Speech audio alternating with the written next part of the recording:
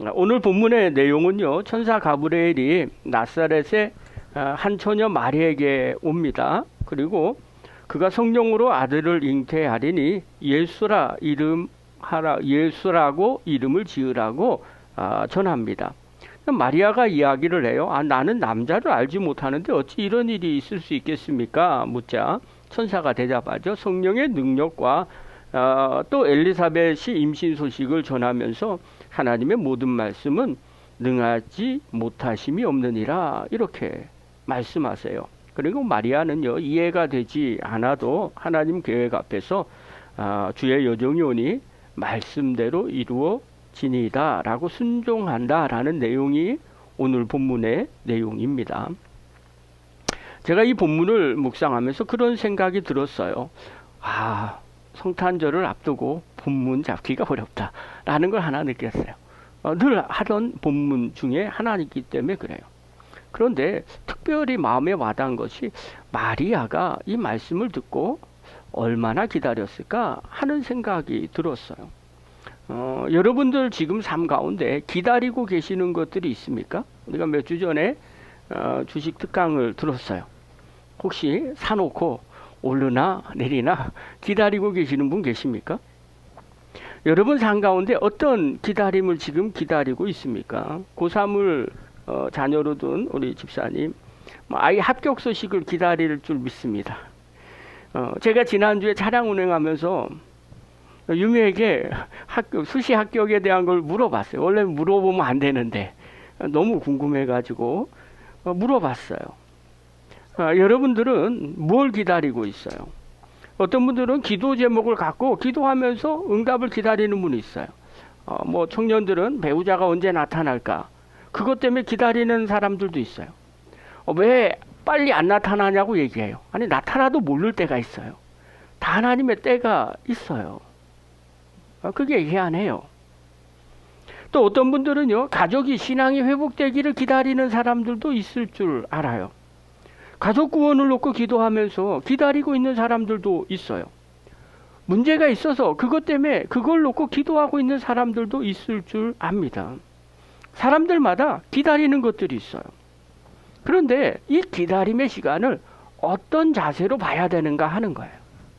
초조하게 바라보겠습니까? 매일매일 왜 안 돼요? 왜 안 돼요? 그러고 볼 겁니까? 아니면 이 기다림을 도대체 어떻게 해석하고 어떻게 기다려야 되는가? 이해되지 않을 때요. 하나님이 나에게 방치하고 있는 거 아닌가 하는 생각이 들 때도 있어요. 다른 사람은 다 응답하는데 나한테만 응답이 없는 것처럼 느껴지기 때문에 그렇습니다. 아니면 하나님은 뭔가 나에게 좋은 계획이 있어서 기다리라고 하시는 거 아닐까? 이렇게 바라보는 사람들도 있다는 거예요. 여러분들은요, 그 문제 앞에 기다림을 어떻게 바라보고 있습니까? 요즘 우리는요, 아주 기다림에 약한 시대에 살고 있어요. 제가요, 버스 정류장을 봤는데 깜짝 놀랐어요. 전광판에 바로 떠요. 다음 버스 몇 분 후에 도착, 어디쯤에 도착, 다 합니다. 심지어는요, 내가 버스를 타는데 저는 버스 앱이 없어가지고 버스를 못 타고 서울을 다닙니다. 근데 버스 타는데요, 버스 앱에 좌석이 몇 개 남아있는지도 뜹니다. 요즘은 그 정도예요. 배달을 시켜요? 저도 엊그저께 배달 시켜갖고 치킨을 먹었는데 배달 앱에서요, 뜹니다. 주문하고 난 다음에 그걸 확인하고 있는 제 자신을 보는 거예요. 조리 중. 45분 남았대요. 이야, 이거 45분을 어떻게 기다리는가? 그랬더니 한 10분 정도 지났더니요, 띵동띵동 눌러갖고 와요. 야, 얘네들도 이걸 알아요. 그래서 계속 배달 중으로 뜨게 하다가요, 갑자기 배달 완료로 딱 들어와요. 그럼 빨리 오는 것 같잖아요. 어찌됐든 간에 배달 중으로 뜹니다. 배달 중으로 오래 뜨잖아요. 그럼 제 마음속에 무슨 생각이 드냐? 도대체 왜 이렇게 안 와? 이 마음이 제 안에 드는 거예요. 저는요, 택배를 보면 항상 택배 뜨는 거를 확인합니다. 그래서 오늘 오겠구나. 저희 집사람은요, 때가 되면 오겠지. 저하고 달라요. 너무너무 편리한 세상이에요. 그런데 다르게 보면 많은 사람들이요, 기다림을 참지 못하는 세상이 되어버렸어요. 제가 얼마 전에 제 노트북에 수명이 다 했어요. 오래 썼어요. 10년도 넘게 썼어요. 근데 새로 사려고 하니까 요즘 노트북이 너무 비싼 겁니다. 그래서 제가 싼 대만제 제품을 샀어요. 이 제품이거든요. 근데 전원을 켰는데 이전 노트북은요, 딱 키면 1초, 2초, 3초 되면 딱 돌고 난 다음에 딱 화면이, 윈도우 화면이 딱 떠요. 근데 이거는요, 한동안, 한 1분 동안 까매요.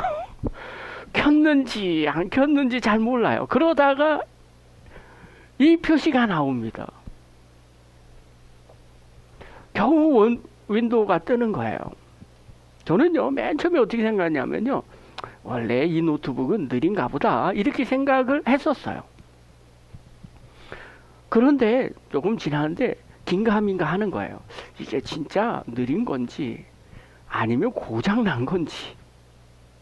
근데 저희 큰애가요, 딱 써보더니 하는 얘기가, 아빠, 내 것도 이건데 내 건 빨리 떠. 그리고 제가 확인해 봤어요. 그랬더니 금방 떠요. 걔는요, 한 5초, 10초만 돼도 뜨더라고요. 근데 제 거는 1분이 되는데도 안 뜨는 거예요. 그러면서 하는 얘기가, 이거 고장 난 것 같으니까 빨리 알아보라고 이야기를 했어요. 그리고 나니까요, 이게 진짜 고장 난 것 같은 거예요. 켜지지도 않는 것 같고요. 한 1분 정도 지나야 겨우 켜질까 말까 하는 거예요. 그래서 천안에 있는 서비스 센터로 갔어요. 가서 직원이 딱 보더니 물어보는 거예요. 이거 얼마 주고 사셨어요? 제일 먼저 물어보고, 이거 얼마 주고 사셨어요? 그래서 제가 80만 원 주고 샀어요. 그랬어요. 그랬더니 그 서비스 센터 직원이 이렇게 말합니다. 싼 거는 원래 이래요. 싼 거는 원래 이래요. 정상입니다. 그래서 다시 가지고 왔어요. 어차피 인터넷하고 설교만 작업을 하는 거니까요. 이 정도면 됐지. 그리고 쓰고 있는 거예요. 그리고 지금은 약간 바뀌었어요. 전원 버튼을 누르고요, 제가 딴짓을 잠깐 하고 들어옵니다. 그러면 켜져 있어요. 그렇구나. 이렇게 생각이 됐어요. 근데요, 제가 왜 맨 처음에 이걸 고장이라고 생각했을까요? 빨리 안 뜨니까 그런 거예요. 조금만 늦어도요, 뭔가 잘못된 것 같다는 생각이 드는 거예요. 뭔가 에러 난 거 아니야? 고장 난 거 아니야? 라고 느낀 거예요. 그런데 이 노트북은요, 얼마나 억울한지 모르는 거예요. 노트북 입장으로 생각해 보세요. 전원을 켰어요. 자기 딴에는요, 열심히 막 하고 있는 거예요. 다만 화면이 까만 뿐이지. 자기 딴에는 최선을 다해서, 싼 걸 어떻게 해요? 최선을 다해서 막 구동하고 있는 거예요. 안 보이지만 프로그램 불러오고 데이터 정리하고 죽으라고 자기 일 지금 하고 있는 노트북이었던 거예요. 그래서 생각이 났어요. 보이지 않아도 노트북은 지 할 일 하고 있구나. 근데 신앙도 마찬가지인 것 같은 거예요. 우리가요, 하나님 앞에, 하나님이 우리에게 빨리 반응하기를 우리는 얼마나 간절히 원하는지 몰라요. 기도만 한번 딱 하면, 눈 딱 뜨면 응답이 되기를 원해요. 그게 우리의 모습이에요.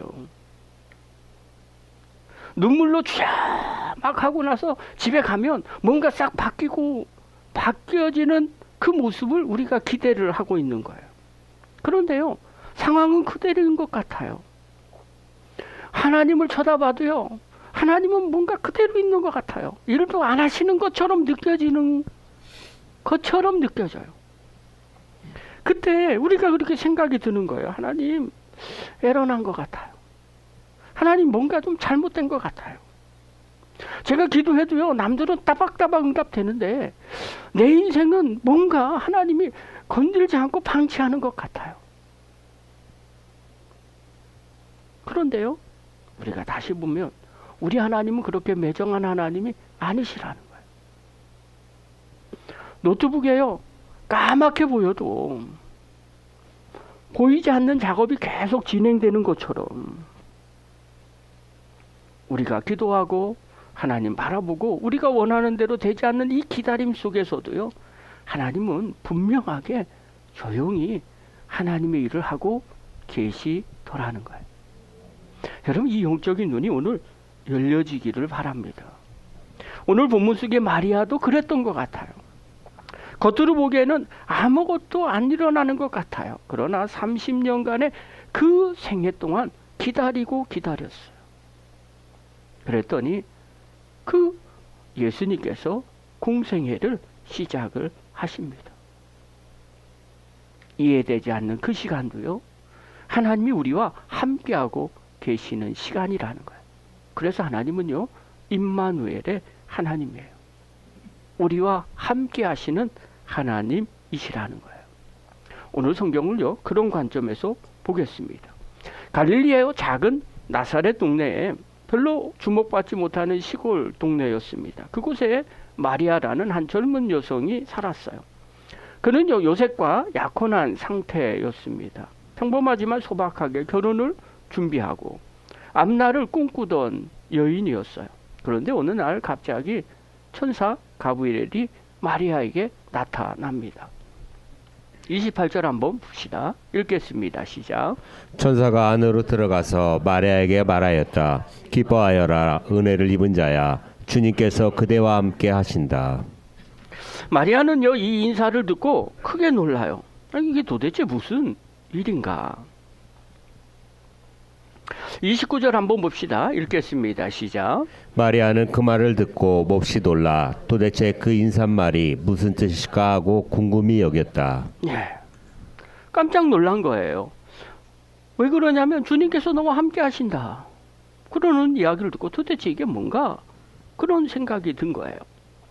그러자 천사는요, 두려워하는 마리아에게 이렇게 말을 해요. 30절부터 33절 우리 한번 읽겠습니다. 시작. 천사가 마리아에게 말하였다. 두려워하지 말아라, 마리아야. 그대는 하나님의 은혜를 입었다. 보아라, 그대가 잉태하여 아들을 낳을 터이니 그의 이름을 예수라고 하여라. 그는 위대하게 되고 더없이 높으신 분의 아들이라고 불릴 것이다. 주 하나님께서 그에게 그의 조상 다윗의 왕위를 주실 것이다. 영원히 야곱의 집을 다스리고 그의 나라는 무궁할 것이다. 아들을 낳을 거라는 거예요. 근데 그 아들은 어떠느냐? 지극히 높으신 이의 아들이라고 일컬어지고 다윗의 왕위에 앉아 그 나라가 무궁할 거라는 거예요. 갑자기 천사가 나타났는데, 천사가 나타나는 것만 해도 두려운데 이해되지 않는 이런 말을 하는 거예요. 그러니까 마리아가 솔직하게 물어보는 거예요. 34절 읽겠습니다. 시작. 마리아가 천사에게 말하였다. 나는 남자를 알지 못하는데 어떻게 이런 일이 있겠습니까? 아니, 남자도 모르는데 어떻게 이런 일이 생깁니까? 여러분, 이것은요, 우리에게도 이런 류의 질문이 가끔씩 생깁니다. 하나님, 이게 어떻게 가능합니까? 아니, 이 상황에서 어떻게 이런 일이 있을 수 있단 말입니까? 이런 질문들을 하게 됩니다. 그때 천사가 대답을 합니다. 35절 읽겠습니다. 시작. 천사가 마리아에게 대답하였다. 성령이 그대에게 임하시고 더없이 높으신 분의 능력이 그대를 감싸줄 것이다. 그러므로 태어날 아기는 거룩한 분이요 하나님의 아들이라고 불릴 것이다. 예, 천사가 마리아에게 대답합니다. 성령이 그대에게 임하시고 더없이 높으신 분의 능력이 그대를 감싸줄 것이다. 어떻게 이런 일이 일어납니까? 이해되지 않습니다. 그런데 거기에 대한 답이에요. 성령이 임하면 돼. 더없이 높으신 하나님이 하시면 돼. 그러면서 엘리사벳 이야기를 해줍니다. 36절입니다. 읽겠습니다. 시작. 보아라, 그대의 친척 엘리사벳도 늙어서 임신하였다. 임신하지 못하는 여자라 불리던 그가 임신한 지 벌써 6달이 되었다. 네. 그리고 마지막으로 보십시오. 너의 친척을 봐라. 나이 들어서 임신을 못한 상태인데도 아기를 배지 않았느냐, 잉태하지 않았느냐. 그러면서 이야기를 해요. 37절에 보면 하나님께서는 불가능한 일이 없다. 사랑하는 성도 여러분, 하나님은 불가능한 일이 없으신 줄 믿습니다. 하나님이 하시면 되는 거예요. 그런데요, 자세히 한번 보십시오. 여기까지 딱 됐을 때 마리아가 뭔가 눈에 확 드러나는 일이 있습니까? 아니에요. 마리아의 상황은요, 바뀐 것이 없어요. 그냥 이야기만 들었을 뿐이에요. 나사렛이라는 작은 동네 그대로 살고 있어요. 사람들 눈에는요, 그냥 마리아예요. 나라를 보니까 뭐 다윗의 왕조가 뭐 위대해지고 뭐 그런 것도 없어요. 그냥 로마의 압제는 여전한 거예요. 그런데 마리아 마음 가운데 한 가지 확신이 있어요. 말씀을 들었어요. 주께서 그대와 함께 하십니다. 하나님께서는 불가능한 일이 없다. 이 말씀을 붙들고 마리아가 믿음으로 고백을 해요. 38절입니다. 우리 한번 읽겠습니다. 시작. 마리아가 말하였다. 보십시오. 나는 주님의 여종입니다. 당신의 말씀대로 나에게 이루어지기를 바랍니다. 천사는 마리아에게서 떠나갔다. 네, 마리아는요, 상황이나 주변의 환경을 바라본 게 아니에요. 그냥 말씀만 들었을 뿐이에요. 바뀐 건 아무것도 없습니다. 그런데 그냥 믿고 순종합니다. 근데 놀라운 건요, 지금부터 마리아는요, 이 고백 이후에 계속해서 긴 기다림의 시간을 견뎌냅니다. 아기가 태어날 때까지 10달이에요. 기다린 거예요. 예수님이 자라서 공생애를 시작할 때까지 30년을 계속해서 기다립니다. 왜요? 이 약속이 이루어지는지. 30살이 돼서 30년이 지나서 예수님이 공생애를 시작할 때 비로소 보이기 시작하는 거예요. 근데 그것도요, 진짜로 보이는지 모르는 거예요. 그 기간 동안 기다린 거예요. 십자가 부활을 지켜보면서 마리아는 기다렸어요. 한평생을 마리아는 기다린 거예요. 아무도 알지 못합니다. 그런데 마리아만큼은 마음속에 믿음이 있었어요. 하나님께서 약속하신 일이기 때문에 이것은 이루어질 거라는 거예요. 그 사이에요, 수많은 시간이 지났어요. 겉으로는요, 아무것도 변한 것이 없어요. 그냥 아기 예수예요. 태어났어요. 그냥 자라나요. 아무것도 바뀌는 것 같아 보이지 않는 그 상황 속에서도요, 그 기다림의 연속이었던 거예요. 그런데 그 기다림의 시간은요, 하나님이 멈추신 시간이 아니었던 거예요. 하나님이 조용히 그리고 깊이 일하시는 시간이었어요. 그래서 예수님의 공생애가 30살 이후에 시작이 됩니다. 사랑하는 성도 여러분, 생각을 한번 바꿔보십시오. 여러분이 마리아 편이라면 어떤 생각을 가져요? 30년 동안 지나고 보니까 하나님이 일하셨구나라고 생각합니다. 그러나 그 한 시간 한 시간, 하루하루, 그 시간은요, 기다림의 시간이었어요. 아무것도 변하지 않는 것처럼 보이는 기다림의 시간이었어요. 그런데 하나님은 어떻게 해요? 차곡차곡 하나님은 준비시키는 준비의 시간이었던 겁니다. 사랑하는 성도 여러분, 우리의 영적인 눈이 열려지기를 바랍니다. 이해되지 않고 캄캄해 보인다 할지라도 하나님은 일하고 계시다는 겁니다. 우리는 그 시간을 기다릴 줄 알아야 됩니다. 이해되지 않아도요, 뭔가 일어나지 않아도 하나님은 그 시간도 일하고 계시더라는 거예요. 그러면 우리는 어떻게 기다려야 될까요? 하나님과 동행해야 돼요. 그 약속을 계속 붙잡아야 돼요. 그러면서 기다려야 된다는 거예요. 그런데요, 의외로 많은 사람들이요, 이 영적인 눈이 열려지지 않았어요. 그러니까 이 기다림의 시간을요, 방치합니다. 불평하고 원망합니다. 낙심합니다. 약속의 말씀을 붙잡지도 않습니다. 자기 마음대로 살려고 합니다. 그러니 좌절하고 낙심하는 거예요. 자기도 모르게 원망하는 거예요. 영적인 눈이 열려지지 않았기 때문에 그래요. 사랑하는 성도 여러분, 기다림의 시간은요, 절대 하나님이 방치하는 시간이 아니십니다. 하나님이 그 시간에도요, 계속해서 일하고 계십니다. 기다림의 시간은요, 하나님이 함께 일하는 시간입니다. 그래서 그래서 영적인 눈이 반드시 열려지셔서 내 생각과 다르더라도요, 하나님 앞에 바라보십시오. 아, 하나님이 지금 이 시간에도 일하고 계시는구나. 어떤 장로님 그래요. 기다림이 주는 축복이라는 글을 읽었어요. 거기에 보면 이렇게 나와요. 씨앗을 심으면 당장 싹이 나지 않습니다. 며칠, 몇 주 동안은 땅 위에서 아무 변화도 보이지 않습니다. 그러나 땅 속에서는 뿌리가 내리고 생명이 자라고 있습니다. 겉으로 보기에는, 땅 위에 보기에는요, 아무 일이 일어나는 것 같지 않습니다. 그러나 며칠 아니면 몇 주가 지나면 작은 새싹이 올라옵니다. 그런데 그 새싹이 올라오기 전까지 땅 속에서는요, 그 씨앗이 뿌리를 내리고 있는 시간이라는 거예요. 그러면서 장로님이 이렇게 정리를 내린 걸 봤어요. 우리의 삶의 많은 축복들도 하나님의 때에 맞춰 이루어지도록 기다림 속에서 준비되고 있다. 사랑하는 성도 여러분, 씨앗이 자랄 때 우리는 땅 속을 볼 수가 없습니다. 그러나 보이지 않는 곳에서 분명히 일이 일어나고 있다는 거예요. 마찬가지로 우리의 인생의 기다림 속에서도요, 변화가 없는 것처럼 보일 때가 있어요. 기도가 허공을 맴도는 것처럼 보일 때가 있습니다. 그러나 보이지 않는 곳에서 하나님은 우리를 위해서 일하고 계신다는 사실을 믿으시기를 바랍니다. 시편 27편은요, 저자가 다윗입니다.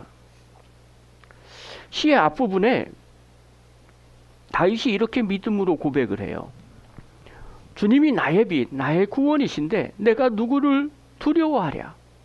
주님이 내 생명의 피난처이신데 내가 누구를 무서워하랴. 입술로는요, 내가 누구를 두려워하랴, 내가 누구를 무서워하랴 이래요. 난 두렵지 않다 이렇게 고백을 해요. 근데 현실은 그렇지 않아요. 이 시편을 쓴 상황이 언제냐면요, 원수들이 둘러싸고 공격하고 넘어뜨리려고 하고 있는 상황에서 이 시편을 쓴 거예요. 그래서 시의 중간부로 가면요, 다윗의 솔직한 심정이 나와요. 앞에서는요, 그냥 대단하게 용감한 사람처럼 말하는 거예요. 허풍 떤 거예요. 근데 중간에 보면요, 9절에 보면 이렇게 말해요. 자기의 본심이 나오는데, 주님의 얼굴을 내게 숨기지 말아 주십시오. 주님의 종에게 노하지 마십시오. 나를 물리치지 말아 주십시오. 주님은 나의 도움이십니다. 나를 버리지 마시고 외면하지 말아 주십시오. 주님은 나를 구원하신 하나님이십니다. 어떤 느낌이에요? 내가 하나님이 계시면 무엇이 두려워할까? 뭐 이런 거예요? 아니에요. 막 두려워서 어쩔 줄 모르는 거예요.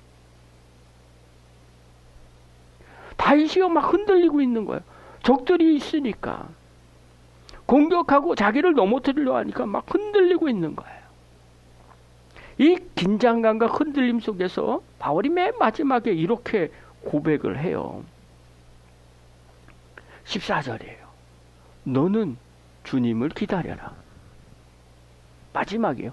강하고 담대하게 주님을 기다려라. 다윗은요, 자기 상황을 너무 잘 알고 있어요. 당장 싸움을 멈출 수도 없어요. 원수가 사라지지도 않아요. 계속해서 해야 돼요. 근데 너무너무 두려운 거예요. 하나님이 지금 개입하고 계신 것 같지도 않은 거예요. 그래서 다윗이 깨달은 거예요. 너는 지금 이렇게 두려워 떨지 말고, 낙심하지 말고, 염려하지 말고, 내가 할 수 있는 이 일은, 지금 할 수 있는 일은 내가 하나님을 기다리는 것밖에 없다. 그래서 24절은요, 다윗은 다윗 자신에게 이야기하는 거예요. 마치 설교하는 거예요. 자기 마음에게 말하는 거예요. 만약에 저라면, 제가 다윗이라면, 야 박일환, 너 주님 기다려. 지금 두려워 말고, 떨지 말고, 아무 일도 안 일어나는 것 같다고 낙심하지 말고, 너 그냥 주님 기다려. 마음 좀 강하게 하고 담대하게 하고 주님 기다려. 그러면 주님이 일하실 거야.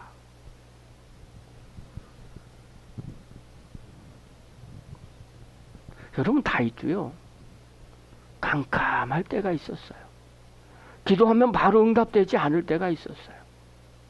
인생에 마치 자기만 애런한 것처럼 느낄 때가 있었어요. 근데 그때요, 그냥 주님 바라보고 기다리는 거예요. 주님이 일하시고 계신다는 믿음을 갖고.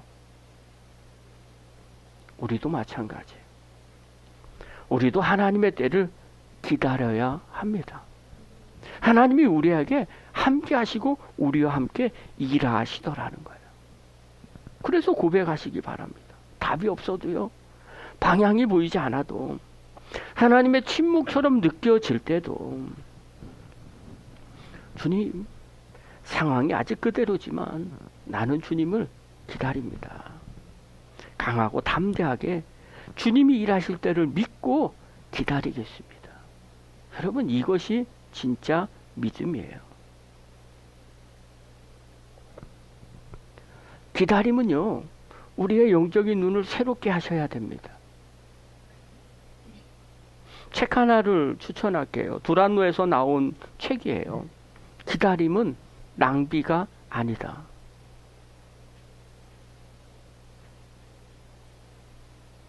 여기서 저자는요, 이렇게 말해요. 기다림은 우리의 현재 상황과 이루어지지 않는 기대 사이의 공백을 채운다. 기다림은 우리의 현재 상황과 이루어지지 않는 기대 사이의 공백을 채운다. 멋있는 말이에요. 우리가 답답하고 실망하고 혼란스럽고 사람들에게 잊힌 것처럼 느껴질 때 하나님은 우리를 변화시키기 위해 역사하고 계신다. 내가 원하는 그런 것이 있다는 거예요. 현재의 지금 상황과 내가 원하는 거에 그 사이가 있다는 거예요. 그 공백이 기다림이라는 거예요. 하나님은 이 기다림을 통해서 나를 바꾸어 놓으신다는 거예요. 사랑하는 성도 여러분, 기다림은 시간 낭비가 아닙니다. 기다림은요, 하나님이 우리를 빚으시는 시간입니다. 기다림은 하나님이 더 좋은 때와 더 좋은 길을 준비하시는 시간임을 믿으시기를 바랍니다. 하나님은요, 지금도 마찬가지예요. 기도하면요, 다 바로바로 응답하지 아니하고 하나님은 기다림을 통해서 일하십니다. 그리고 기다리는 자, 믿음으로 기다리는 자들을 찾으십니다. 그리고 그 사람들을 하나님은 축복하십니다. 저는 우리 안성열린교회 모든 성도들 이해되지 않아도요, 내 인생에 로딩이 길어도, 내 인생에 애런한 것 같은 느낌이 들더라도 하나님이 나와 함께하고 계신다는 것을 믿으시고 기다림을 통해서 하나님과 동행하는, 그리고 믿음을 잃어버리지 아니하는 믿음의 종이 되기를 간절히 축원합니다. 그렇다면 이제 어떻게 해야 되는가? 이번 주에 딱 한 가지만 생각을 하시기를 바랍니다. 첫 번째 뭐냐? 하나님께 맡기는 기도를 드리시기를 바랍니다. 지금 내 마음을 가장 무겁게 하는 기다림이 무엇인지를 여러분 생각해 보십시오. 자녀입니까? 인생입니까? 건강입니까? 내일의 문제입니까? 배우자입니까? 도대체 내 인생을 짓누르고 내가 지금 기다리고 있는 그것이 있습니까? 어떤 경우에는 뭔지 모르지만 막막한 것이 있습니까? 예배가 끝난 뒤에요, 집에 돌아가서 아니면 어디서나 순간 떠오를 때 계속 궁금해 보십시오. 그냥 딱 하나, 내가 지금 막막하게 기다리고 있는 게 뭘까? 그것 때문에 인생이 밥도 잘 안 넘어가고 그것만 생각하면 가슴이 탁 막히고 있는 것이, 그것이 무엇이 있을까? 여러분, 그것을요, 핸드폰에 메모에 한 줄로 적어 보십시오. 그냥 이렇게 땡땡땡 때문에 하나님을 기다립니다. 그것 때문에 하나님을 기다립니다. 내 마음대로 되지 않는 그것 때문에 내가 주님을 기다립니다.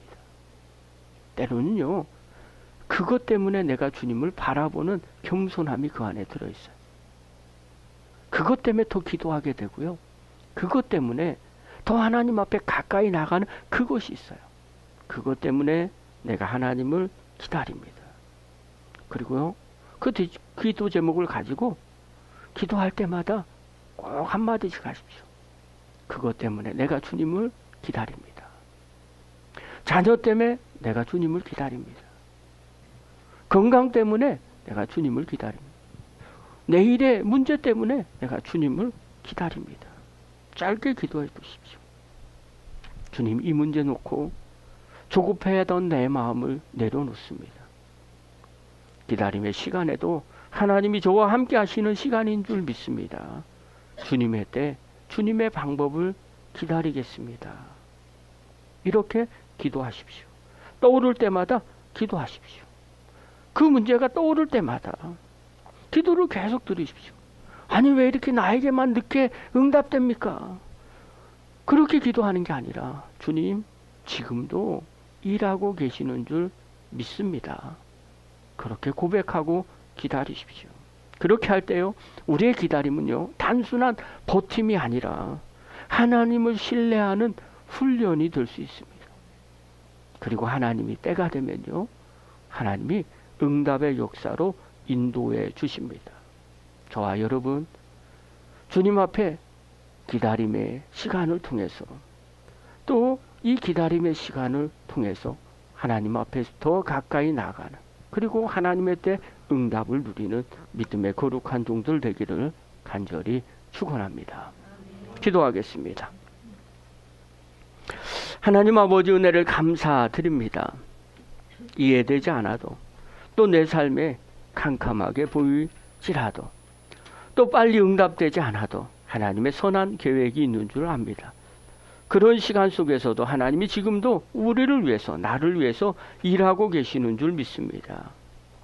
주님, 이해되지 않아도 주님이 일하고 계심을 믿고 기다리고 하나님의 때 응답하심을 믿는 저희들 되게 하여 주시고, 그 기다림과 기다림의 시간 속에 주님과 동행하는 믿음의 거룩한 종들 다 되게 하여 주시옵소서.